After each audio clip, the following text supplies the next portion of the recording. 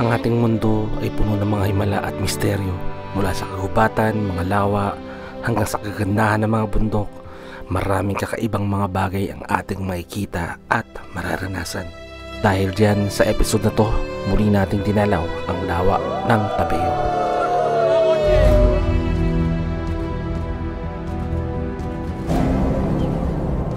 Sabi nga nila, it's not about the destination but the journey. Sa bawat kilometrong ating nilalakbay, may maaaring pagbabago sa ating damdamin at pananaw sa buhay. Sa kada stopover natin, may mga kwentong nagpapalawak ng ating kaalaman at pag-unawa sa iba't ibang kultura at paniniwala. Mas maintindihan natin na ang paglalakbay ay higit pa sa pagdating sa isang tiyak na patutunguhan.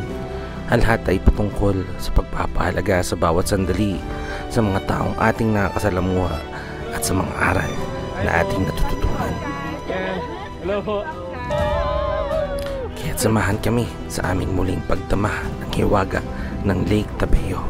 Kaya't kunin na ang iyong mainit na kape and let's go!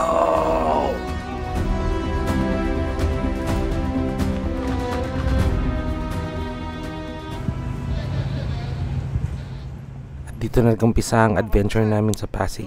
After niyan ay dumiretso na kami sa Petron Lakeshore kung saan magkikita-kita lahat. Dito na kami sa Lakeshore! Ito na, first three ha. Mga hindi na late. Team Luna, Millennial Campers, Aurora, hindi kami late. Maaga tayo, sobra. Makdo time habang nihintay natin sila. Sobrang lamig. Oo, lamig. Good morning! Sobrang lamig na dito eh, kahit hindi na tayo magtabi. Facebook yan, mahaba yung pila sa McDo's, mga ganyan sa mga ganyan. Sa mga oras na yun, dumating na yung mga tropa natin na sasabay dito sa convoy. Alam ka, security guard! Tapos ang ilang minuto ay nasa Clean Fuel Station na kami. Ito na yung dulo ng TPLX bago magpunta ng Baguio or tumungo ng Baguio. Time check 3:23 AM. Nandito na kami sa TPLX. Dulo ng TPLX sa may Clean Fuel. CR break, BB break. Maghintay kami na kung sino pang mahintay up until 3:40. Okay? Yun o. Ano masabi mo sa radio communications natin? Masaya. Sabi ko magkwento kayo eh. So according to plan, ang next na stopover na natin ay sa Baguio. Kikitain din natin doon sila Alpas PH at titignan natin kung makakabol sila WhatsApp sa atin. Tara na sa Cannon Road. Fast forward sa umaga ay malapit na kami dito sa may pagtawid bago mag-Amboklaw Dam. Kakain lang kami ng breakfast dito. Yung iba talagang umorder ng full meal. Bulalo talaga yung in-order, no? Kami, kape lang, saka tinapay. Tatry ulit namin hintayin sila WhatsApp dito. Tingnan namin kung makakahabol sila. Nandito ngayon tayo sa Itugon, Benguet. Hindi ko alam kung saan parte na. Kasi nawala kami ng signal, no? So basically naghanap kami ng pwedeng mapagkapihan. Alam mo naman, dito wala mga gas station, walang 7-Eleven masyado, or wala talaga at all. So itong mga kanto-kanto lang talaga yung mga naasahan namin pagdating sa mga kainan, ganun. Provincial style talaga, no? So yung iba nagbulalo, tapos kami kape lang saka itlog, no? And nakita nyo naman yung view dito, no? Sabi ni Madam, maganda, sobrang ganda. Hello. Ganda ng view. Sobra. Ayun. Dito na kami napadpad. Pahinga lang din ng konti dahil yung mga brake pads ay nag-initan. Nakita mo yung engine yun. Kailangan lang palamigin ng konti rin, no?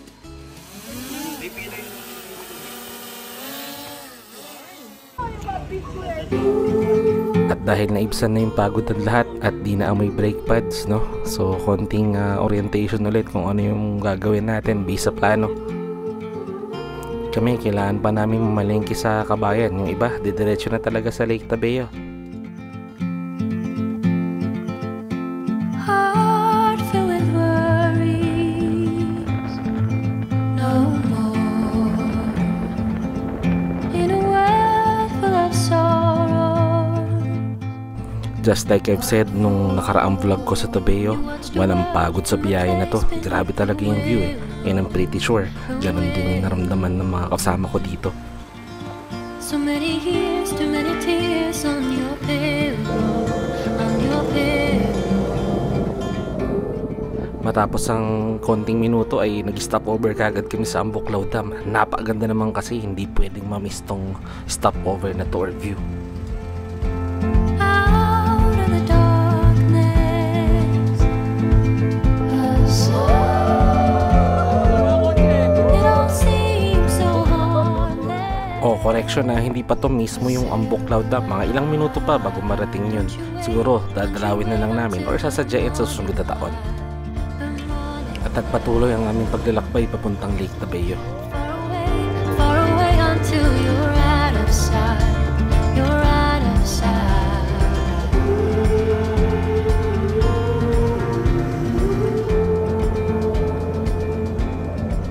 Yan, nandito na tayo ngayon sa Kabayan, Benguet, no? 44 minutes away from Lake Tabeo campsite. So dito namamalengke lang kami. Mas maganda kasi mas fresh. Kuha kami ngayon dito ng mga manok, mga gulay. Dahil 3 days 2 nights kami dito, so lulutuin namin na dinner, lunch, breakfast, dinner, lunch, etc. etc. Napakalamig ngayon. Grabe, kahit sobrang araw, makita mo dyan, no? At sobrang araw, 14 degrees Celsius dito, no? 8:52 AM. Again, sobrang lamig, no? Yung lamig niya hindi basta-basta. Ngayon niya parang kailangan ko pang isara talaga yung kotse, no? Para hindi talaga ako maapektuhan ng lamig. At tignan mo nga naman ang tadhana, no? Naabutan talaga kami nila Josh dito pa sa Kabayan Benguet dahil pamamalengke rin sila. Magkakasabay kasi sila ng malis eh. Sila Loren, sila Ped, sila Jael, sila Kim, sila Tipsy, etc. No, lahat na sila, sama-sama na dito kami. Sabay-sabay na rin kaming aakyat ng Lake Tabeo. Siyempre, apiran muna natin silang lahat.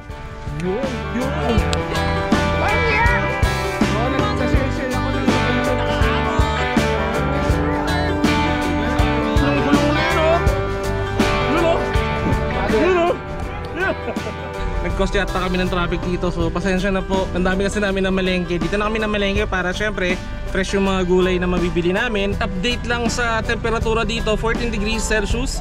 Current time ay 9 AM. Nauna na sila Alpas PH, Millennial Camper, Boss AJ, sila Ma'am Tina, no? Spirit Fam.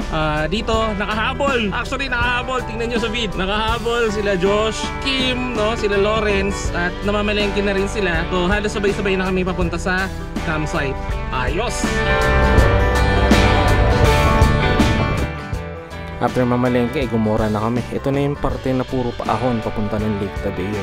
Kaya make sure, no, kapag pupunta kayo ng Lake Tabeo ay fully maintained at nasa good condition yung mga kotse ninyo.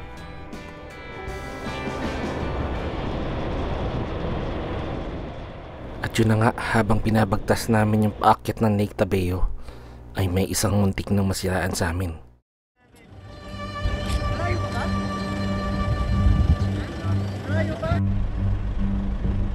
Ano? Overheat or muntik na mag-overheat yung Pajero ni Pets. At dito pa talaga nangyari sa uphill na part kung saan medyo hirap at kailangan ng power ng mga kotse. At puro bangin din talaga, siguro mga 90%, kaya sobrang nakakaba rin yung nangyari. So sa parte yan, sinecheck na nila kung ano pa yung mga pwedeng ma-check at mga remedyo na pwedeng gawin. Sa kabila ng nangyari ay picture pa rin at masaya pa rin naman lahat at kalma. Tingnan mo nga naman yung Pinoy, no? Kahit nasa gitna ng suliranin ay nakuha pa rin tumawa at maging masaya. Siguro sadyang positibo lang talaga yung mindset ng lahat ng Pinoy. Ang na-formulate na plano ay mauna na kami ni Aster dun sa Lake Tabeo, at kung sakali man na kailangan ng tulong talaga ay mararadyohan kami. Nandun din kasi yung karamihan sa mga kababayan na pwedeng tumulong eh.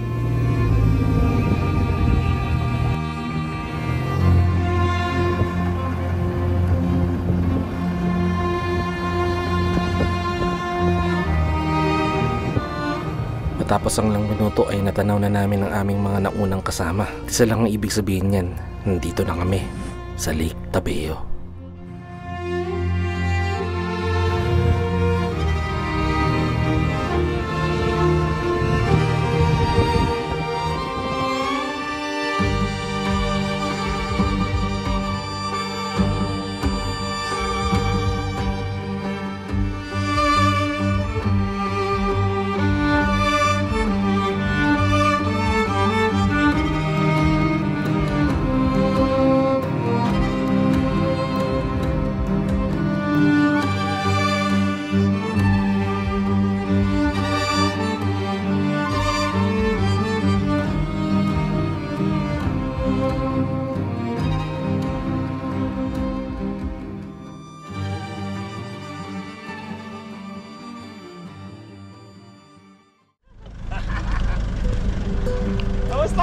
ulit.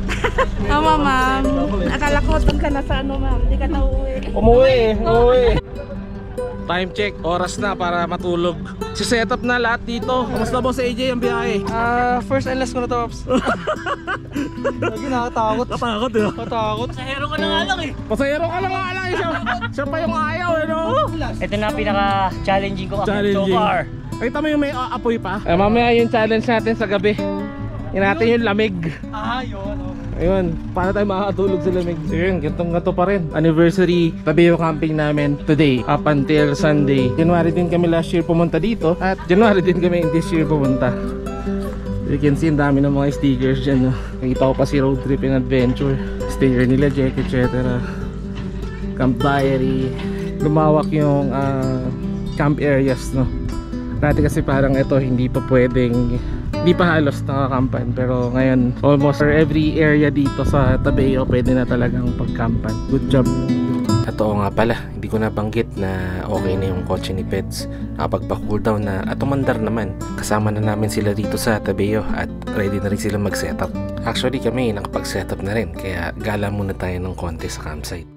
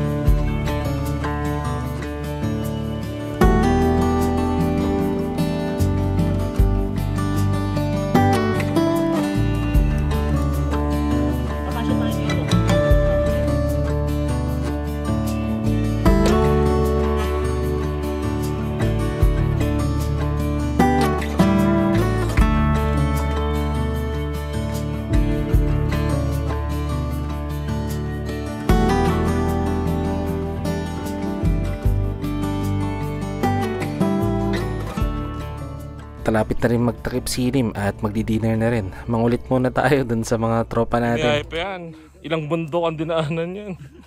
Kanina pala yung ano natin, wala na palang fast food yun. Pagka nasa Clean Fuel kanina, yun na pala yun. Yun na yun. Kala ko meron pa tayong matadaanan dito. Meron pa yan. Pre, okay lang ikaw thumbnail ko. Ang kadami ng views yan. Go bro. Diyan may kita nyo, nag-umpisa ng lutuin yung bulalo. Care of Francisco Pam. Sobrang legit talaga yan. Siyempre grabe yung lamig eh, di ba? O di ba patunay itong si Kuya Fritz kung gaano ka fresh yung hiningi, kung gaano kalamig dito sa Lake Tabeo. At syempre isa sa feature nitong TV ko, yung LG TV, yung nakapagbigay siya talaga ng init.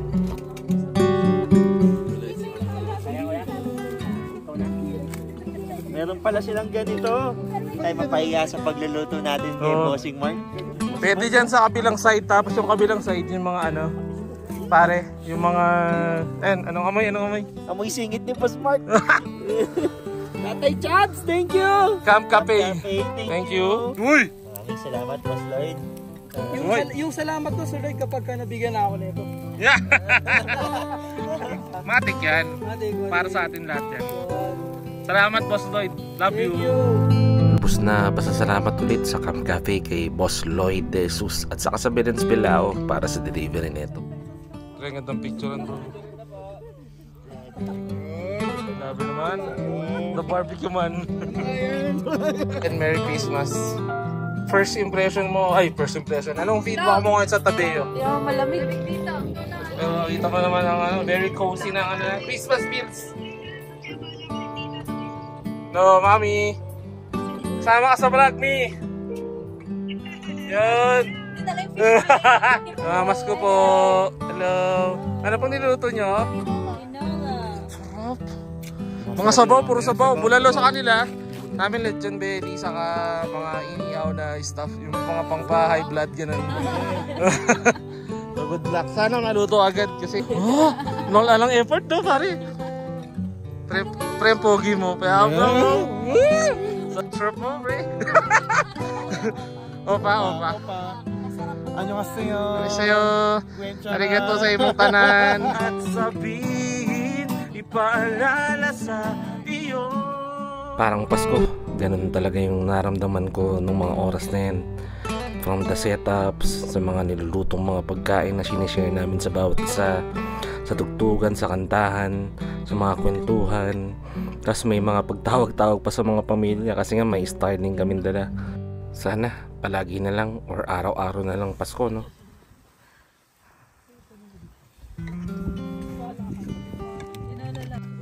Huling-huli oh. Salami. Kuha. Oh, dito. Sige. May resibo. Ano? May resibo. May kilempo. Millennial campers. Screenshot ka dun. Go lang. Wow, neto. Hindi na ako mahihiya. Time check 9:09. Nag-anuhan na yung mga tao. Nagpasukan na kasi sobra talaga ng lamig. Mga I think around 6 to 7 degrees Celsius. And syempre again, hindi pa kinakalculate yung wind chill factor doon.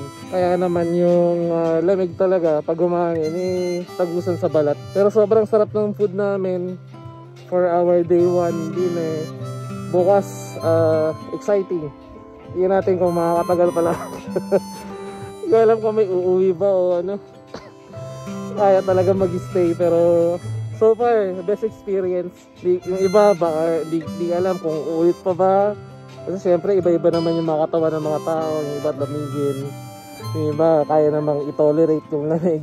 Ayun, movie night lang kami. Netflix and chill night dito sa Tabeo. Mamimili pa kami ng aming papanoorin.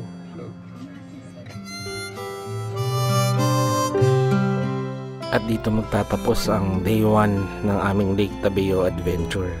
So bukas ulit tutulog muna kami or maghahanap ng tulog kasi sobrang lamig talaga.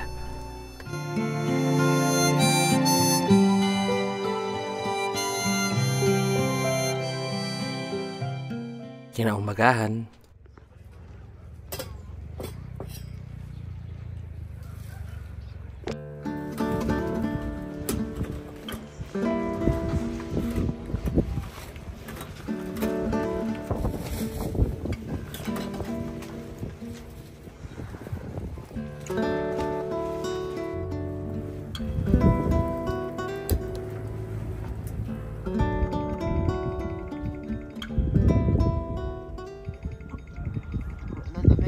Grabe, nag-yelo. Nag-yelo na dito. Grabe na talaga. This is it. Morning, good morning. Morning guys. Grabe tong gabi na to. Yung nangyari sa amin.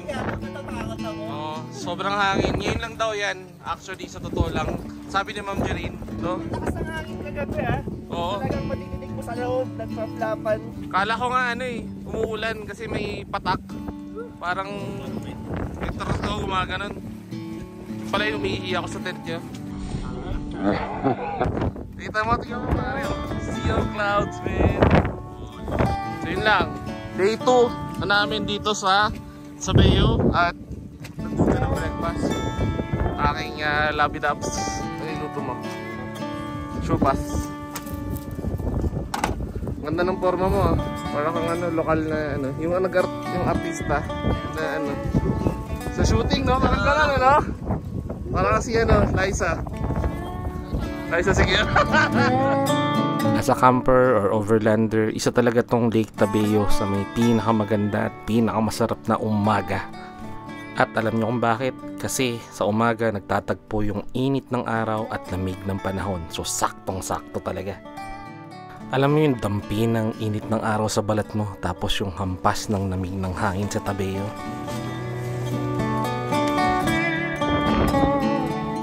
Kim. Yeah. Number 2. May number 1 si Petri.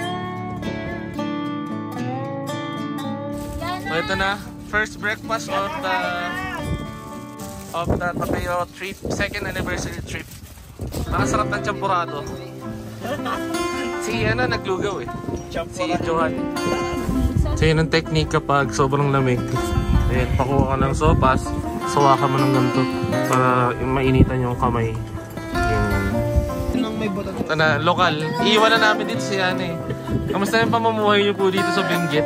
May naman po sir. Ano yung mga gulay? Ano may mga tanim nyo po? Wala, namumulok na dun Mag-iinit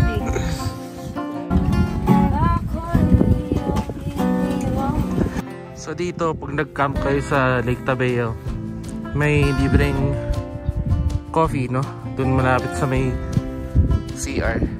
Courtesy of Ma'am Jerin. So napakasarap ng kape na to. Native na native. So sa mga magtatabeo, meron ditong mga grocery, bilihan ng kung ano-ano. So yan, may mga bungad pa lang, may mga saging na sa mga frozen goods, no? So yan, mga panlamig, meron din sila toiletries, soft drinks, juice, etc. Itlog, Yakult, yan, hi po ate. Yan, even mga chinelas yan, all, halos kompleto na sila dito. So pag magka-camp kayo sa Tabeo, yan, pwede nyo pong puntahan ito. Ano pong name po ng store na po ito? Martinez Store. Martinez Store. Martinez Store. So yun, no, dati-rati wala pang tindahan na talagang kailangan mong dalhin na lahat. Sa kabilang banda, hindi rin posibleng mag-work from Tabeo nun. Pero ngayon, may wifi na sila at may Starlink na, di ba? Takot maiwan yun eh. Ano pong niluluto nyo, Ma'am Donna? Ginataang kalabasa. Yun. Ano pa lang, itsura pa lang eh. Napaka-aesthetic na agad ng preparation eh. So ito ay lunch natin, no? Sadyang napakabilis ng oras kapag nasa nature ka, no? O nasa malayong lugar. Biruin mo, isang kurap lang, eh kakain na naman. Lunchtime na. Again, our lunchtime is care of Donna and Johnny. Ito lang ang ginawa. Thank you guys.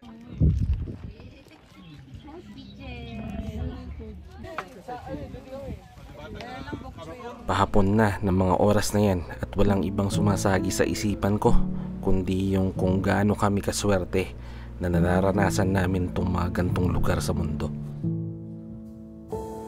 I'm hushing the dog on the chain. I'm running up stones on the edge of the bank. Rally the troops. 10 o 20 taon mula ngayon, ganito pa rin kaya ang itsura ng Tabeo? Sa dami minsan ng mga taong walang pagpapahalaga sa kalikasan, mga taong minsan ay nawawalan na ng respeto. May matira pa kayang hiwaga ang mga lugar na kagaya nito?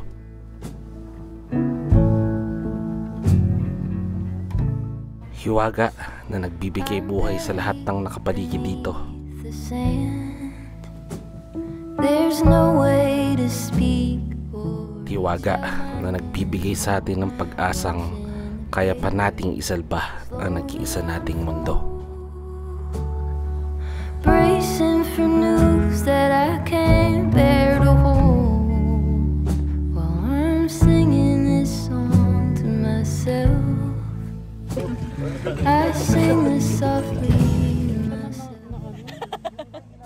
Pa-sensor na lang. Pa-sensor yung lantang kang... Hindi nga kangkong. Yung chopping board yung Napakaganda. Napakaganda.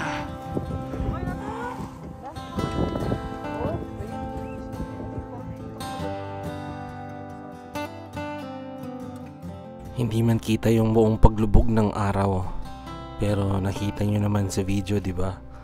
Puro ganda, ang ganda, sobrang ganda lang yung nababanggit ko. Kasi naman, di ba? Wow talaga, sobrang ganda. Prepping ng dinner ang lahat, pero mukhang hindi kami magsasalo-salo ngayong gabi kasi napakalamig. Kailangan sa loob ng tent kakakain talaga. Shoutout natin, Kilometer Luna, mag-upload na yan. Hello! Malapit na yan, guys. Support! Try sticker? Wala pa! So ang naging sistema nga ng dinner namin nung pangalawang gabi ay dalaw-dalaw na lang sa kanya-kanyang tent. Naalala ko tuloy nung bata ako tuwing Pasko or eksaktong Noche Buena, dumadalo kami sa mga kapitbahay namin para magbigay ng pagkain at makikain na rin at the same time. Ganun din ba kayo noon? Or ginagawa nyo pa rin ba ngayon?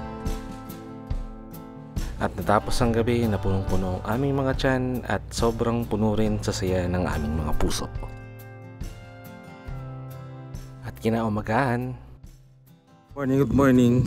Day 3 na kami dito sa Lake Tabeo. First stop na ginawa ko ay nag-drone. Maraming salamat kay Kilometer Luna sa magpapairam ng drone. Kasi luma na yung drone natin. Medyo hindi ko na dinala. Siyempre doon tayo sa mga latest na modernong mga DJI drone. No? So yun yung next natin probably na bibilin. And nagluluto sila ng lugaw doon. After nun, nag-quit na.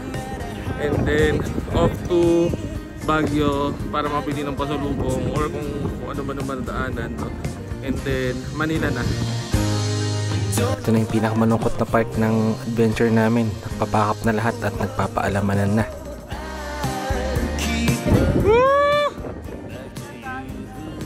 Naiyak ako! Nagpapaalamanan na dito eh. Bro, nice meeting you. Next ano? Pare. Oo. Maraming salamat sa gulay, sa marat. Hello po kayo. Hello. Ay po. Hello po. Hello. Yeah, Ma'am Jerine, ito po. Mga sneakers po. Yes, Ma'am Jerine. Hug po natin si Ma'am Jerine. Sobrang bayad po. Thank you po mama sa mga carrots at gulay. Bye po. Lubos na pasasalamat kay Ma'am Jerine at sa mga lokal na patuloy na tumatanggap sa amin kada pumupunta kami. The best kayo. Siyempre, bago mahuli ng lahat, mag one word to describe. Lake Tabeo naman tayo. Oh, one word, Tabeo, the usual. Majestic. Majestic. Kala ko perfect. Perfect. Wala na tayo sa perfect Majestic. Cold. Malamig eh. Describe, paano ko ba sasabihin? Malamig, tas sa tanghali okay lang, pero sa gabi wag niyo underestimate kung gusto niyo pumunta. And be responsible campers, iuwi niyo yung basura niyo. Yan. One word. 2 words, worth it. Ano ba? Majestic. Majestic daw. Majestic, sabi ni Boss Mike. Majestic. Yan. Ito, pogi-pogi ito eh. Boss AJ, one word. Describe Tabeo in one word. Deads. Malamig. Sarap! Sarap. Sarap ng lamig at sarap ng samahan natin dito. Tabeo in one word. Ano na huli mo? Ayan. Describe Tabeo, one word lang. Malamig. Malamig, sobrang lamig. Pero I must say, sobrang worth it nung pagpunta dito sa Tabeo. Parang one of a kind, alam mo yun. Parang hindi mo masasabi na may gantong place dito sa Philippines. Diba? Paalis na kami ng Lake Tabeo, papunta namin ng Hatch Coffee sa Baguio. At interview lang natin, kamusta yung mga first time sa Lake Tabeo? JR? New skill unlock.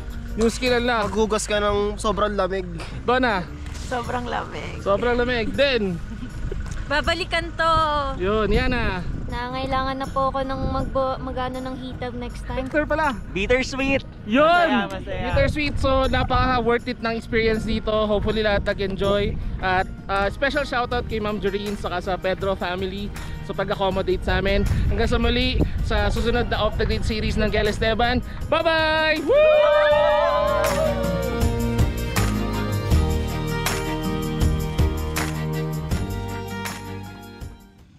Go. Sobrang dami ko pa talagang gustong ikwento. Mga bagay na hindi na namin maipakita o mailahad sa harap ng camera. Pero sana kahit papano ay naiparating namin yung gusto namin mula sa bidyong ito. Marami na tayong mga car campers at overlanders. Sana hindi mawala yung respeto natin, hindi lamang sa ating kapwa, pero higit pa sa mundo. Naway may mga matira pang hiwaga at mga tutuklasin pang hiwaga para sa susunod pang henerasyon. Uy, kung nakaabot ka sa dulo ng vlog, maraming salamat sa iyo. Abangan mo yung mga susunod naming adventures kasi marami pa talaga kaming nakahain ngayong taon. Kung nagustuhan mo tong video, please hit like, share, and subscribe. Hanggang sa susunod na malamig na adventure. At sumainminawa ang kapayapaan. Cheers! She can let her hair down, but got her feet on the ground. I can't get enough of her. She can drive me so wild.